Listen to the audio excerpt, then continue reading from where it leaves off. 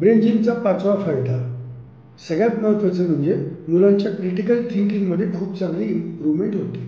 म्हणजे मुलं कुठल्याही गोष्टीकडे कुठल्याही प्रसंगाकडे एका बाजूने न पाहता सर्व बाजूनी बघून विचार करून निर्णय घेऊ शकतात. तर ह्याला म्हणतात क्रिटिकल थिंकिंग ॲबिलिटी. सर्वांगीण विचार करणे, गांभीर्याने विचार करणे आणि मग निर्णय घेणे.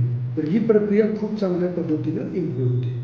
हा झाला पाचवा फायदा. सहावा अजून महत्त्वाचा फायदा कॉग्निटिव्ह फंक्शन्समध्ये खूप चांगली इम्प्रूव्हमेंट होते. म्हणजे आकलन शक्ती.